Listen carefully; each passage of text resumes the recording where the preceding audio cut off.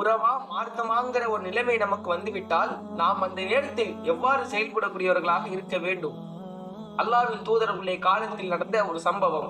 சஅத் ரலியல்லாஹு அன்ஹு அவர்கள் இவர்கள் இஸ்லாமிய மார்க்கத்தை ஏத்துக்கிட்டது அவங்களுடைய தாயாருக்கு பிடிக்கல. அவர்கள் இந்த இஸ்லாமிய மார்க்கத்தை அதிகமாக வெறுக்கக்கூடியவர்களாக இருக்கிறாங்க. சஅத் ரலியல்லாஹு அன்ஹு அவங்கள பார்த்து சொல்றாங்க, நீ மட்டும் இந்த இஸ்லாமிய மார்க்கத்தை புறக்கணிச்சிட்டு என்கிட்ட வரலன்னா வச்சுக்கோயேன், நான் சாப்பிட மாட்டேன், பருக மாட்டேன், தூங்க மாட்டேன், உன்கிட்ட நான் ஒருபோதும் பேச மாட்டேன். அதே போன்று நீ என்கிட்ட சொன்னல்ல, உன் இறைவன் உங்களுடைய பெற்றோர்கள் இருவருக்கும் நல்லுபகாரம் செய்ய வேண்டும், அவர்களை பேணி வாழ வேண்டும், உன்னுடைய இறைவன் சொல்வதாக சொன்னில்ல, நான் உன்னுடைய தாய், இந்த விஷயத்தை கொண்டு உனக்கு நான் கட்டளையிடுறேன், நீ இந்த காரியத்தை நிச்சயமா செய்தே ஆகணும் அப்படின்னு அவங்களுடைய தாயார் என்ன பண்றாங்க, சஅத் ரலியல்லாஹு அன்ஹு அவங்கள பார்த்து சொல்றாங்க. அந்த நேரத்துல அவங்க எப்படி சிந்திச்சாங்க?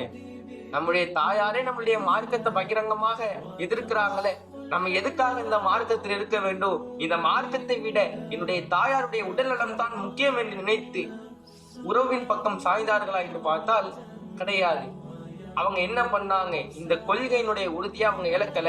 அவங்க செத்தாலும் பரவாயில்லை, அவர்கள் இந்த மார்க்கத்திற்கு முரணான ஒரு காரியத்தை செய்ய சொன்னால் நான் ஒருபோதும் செய்ய மாட்டேன் என்று அவர்கள் இந்த கொள்கையிட உறுதியாக இருந்தாங்க.